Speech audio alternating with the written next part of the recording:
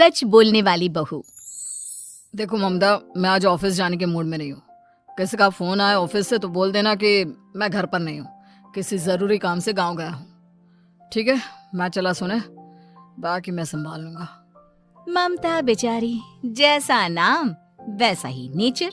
ना कभी झूठ बोला, ना फरेब, ना किसी से चालाकी की, ना किसी की पंचायत। सुन लेती है पति की बात और फिर कुछ देर बाद फोन आता है।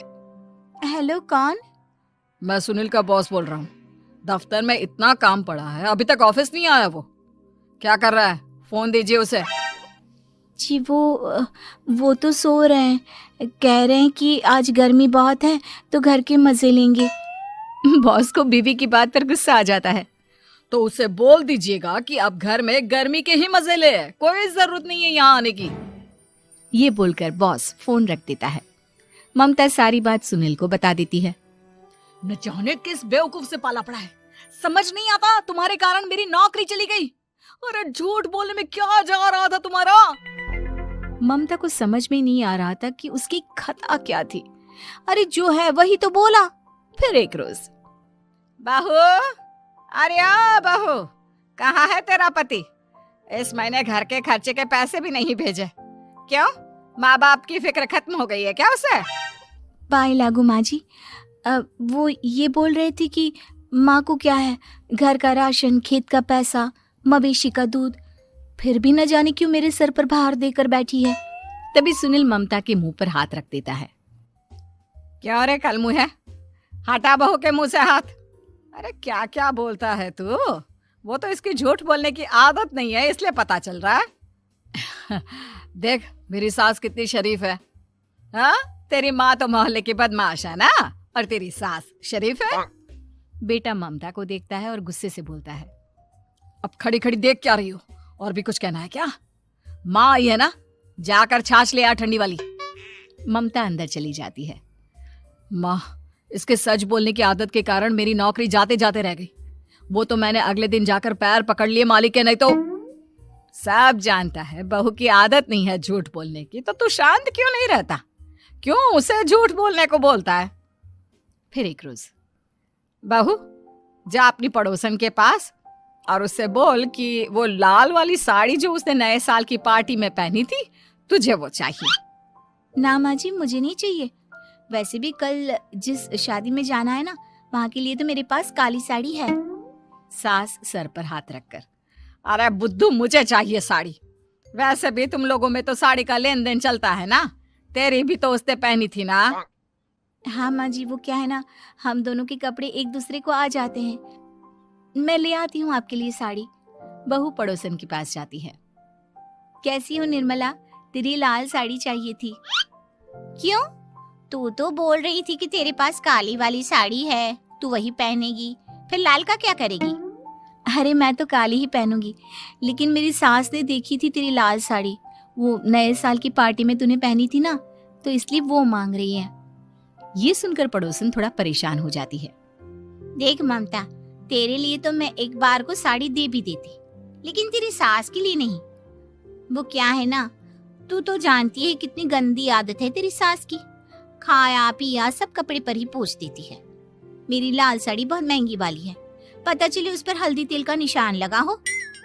ममता घर आ जाती है खाली हाथ, ममता को देखकर। नहीं दी ना उस कलूटी ने साड़ी, अब आए तुझसे लेने तेरा सामान, अच्छे से बताती हूँ। माँ जी, वो क्या है ना, मुझे तो वो दे रही थी, लेकिन आपके नाम पर नहीं दी। अरे किसने बोला था मेरा नाम लेने को? बोल देती तुझे पहनना है, लेकिन ना, तू तो ठहरी सच की देवी। न जाने सास क्या सोचती है और हंसने लगती है। अरे माँ, क्या हो गया? क्या सोचकर हंस रही है? याद है जब बहू को देखने गए थे? हाँ बस सही बात है। याद आ गया कैसे मेरी सास बाजार के खाने को बोल रही थी कि ममता ने बनाया है।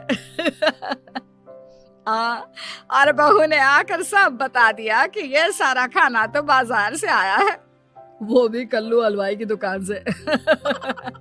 ममता दोनों की बात सुन रही थी। हाँ माँ जी, वो कल्लू हलवाई का ही था। मुझे तो आज तक पता नहीं चला कि माँ ने क्यों कहा कि मैंने बनाया है। खैर, मैं तैयार होती हूँ, शादी में जाना है ना।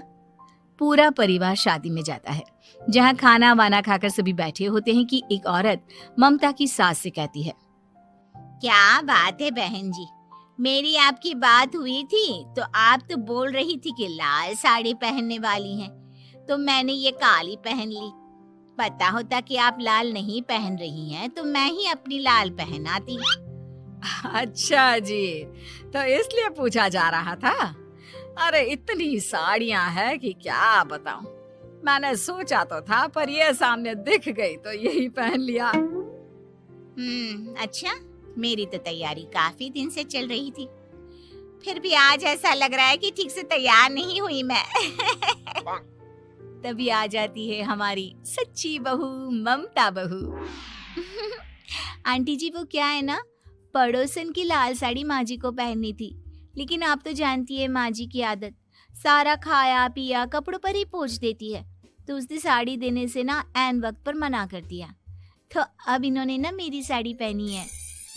औरत ममता की सास को घूरती है, अरे मांग कर ही साड़ी पहननी थी क्या? हम जैसे तो खुद की ही साड़ी पहनते हैं, चलो चलते हैं। सास का गुस्सा अब ममता पर फूट पड़ता है। अरे क्या जरूरत थी ये बात सबसे कहने की?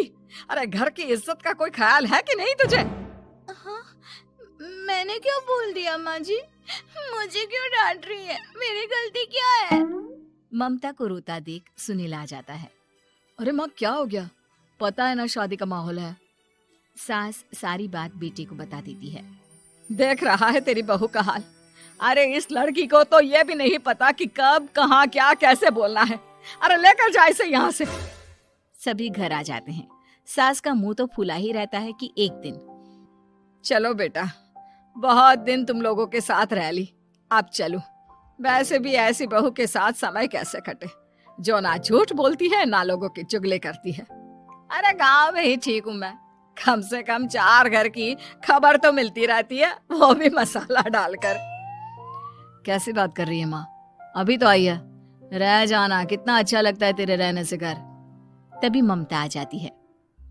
अच्छा लगता है, लेकिन आप तो बोल रहे थे कि न जाने कब तक रुकेगी, जाने का नाम ही नहीं ले रही। जाए तो कम से कम घर में थोड़ा सा फ्री सा तो फील करूं, यही बोल रहे थे कल माँ जी आपके लिए। सास बेटे को देखती है, लेकिन क्या कहती बेचारी, जब अपना ही सिक्का खोटा हो। चली जाती है चुपचाप गांव। फिर एक रोज घर की घंटी बजती है। सामने खड़ा होता है सुनील का बॉस। सुनील है क्या घर में? वो क्या ना, मैं यहाँ से गुजर रहा था तो सोचा थोड़ा ऑफिस का काम डिस्कस कर लूं। ममता कुछ कहती कि तभी वहां सुनील आ जाता है। अरे बॉस, आप आइए आइए। क्या बात है, घर तो बहुत सुंदर है। वैसे भाभी जी, आपकी खूब बातें सुनी है कि आप कभी झूठ नहीं बोलती। ये तो पता नहीं, लेकिन हमेशा सर कुछ न कुछ ऐसा बोल देती हूँ जिससे परेशानी हो जाती है। मैं ऐसा नहीं चाहती, लेकिन क्या करूँ। खैर, बॉस कुछ देर रुकता है, काम की बात होती है। ममता के साथ सब चाय पीते हैं और जैसे ही बॉस जाने को मुड़ता है कि क्या जी, कितने नेक इंसान हैं, फालतू ही आप खड़ूस और निकम्मा बोलते हैं इन बॉस को। अब क्या, बॉस के कान तक खुद के लिए अनमोल वचन पड़ जाते हैं और फिर ओह, तो ये बात है। और क्या कहता है ये? अरे बॉस, आप भी किसकी बात पर विश्वास कर रहे हैं? अरे इससे तो ये भी नहीं पता कि आलू प्याज कहाँ रखा है। अरे ये क्या जाने क्या बोलना है क्या नहीं बोलना है। मतलब जो मुंह में आ रहा है बोले जा रहा है। भाभी जी, आप बताइए।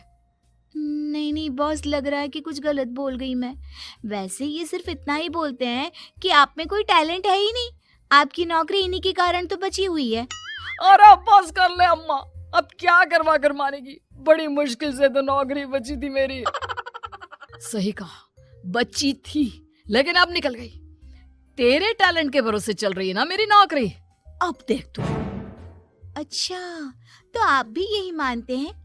वैसे ये बात तो है, सुनील काफी टैलेंटेड है। बॉस चला जाता है। सुनील सर पकड़कर बैठ जाता है। माना सच बोलना एक अच्छी आदत है, लेकिन ममता, आज का समय ऐसा नहीं है।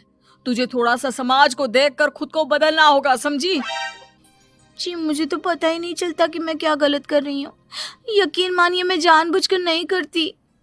सुनील सोच लेता है कि वो किसी न किसी तरह अपनी बीवी के इस भोलेपन का इलाज करके रहेगा, लेकिन सवाल ये कि कैसे का जवाब अब मिल जाता है। और फिर एक रोज ममता की माँ आती है।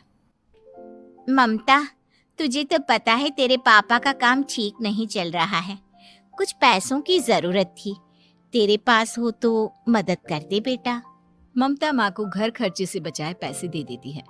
पैसे देने के बाद सुनील आ जाता है। अरे सासू माँ, आज यहाँ कैसे आना हुआ? नहीं बेटा, वो ममता की याद आ रही थी ना तो आ गई। वो क्या है ना, पता है पापा का काम ठीक नहीं चल रहा है, तो माँ कुछ पैसे लेने आई थी। क्यों? यहाँ क्या पैसे का पेड़ उगा है? अरे कौन सी माँ अपनी बेटी के ससुराल का खाती है? कोई जरूरत नहीं है पैसे देने की। वापस कर दो माँ जी पैसे और निकलो यहाँ से। आगे से यहाँ पैसे लेने नहीं आना। सुनील ये बोलकर निकल जाता है। उसके जाने के बाद, बेटा ममता, तूने मेरी बेइज्जती कराने के लिए यहाँ बुलाया था क्या? अरे छोटा सा झूठ बोल देती तो तेरी माँ की इज्जत बच जाती, लेकिन चलती हूँ मैं। सास बाहर जाकर बाहर खड़े सुनील से कहती है, तेरे कहने पर बेटा हमने ये नाटक तो खेल लिया, लेकिन उसका क्या असर होता है ये नहीं पता। थोड़ी देर बाद सुनील घर आता है। देखिए, मुझे मेरी गलती का एहसास हो गया है। मैं समझ गई हूँ कि सच कितना सच होता है और उसकी कीमत आज के समय में बहुत बड़ी है। माफ करना, मैं आज से सच कभी नहीं बोलूंगी। क्या? कभी नहीं? फिर क्या, दोनों मियाँ बीवी खुश रहने लगते हैं, क्योंकि बीवी को थोड़े से झूठ की आदत हो जाती है।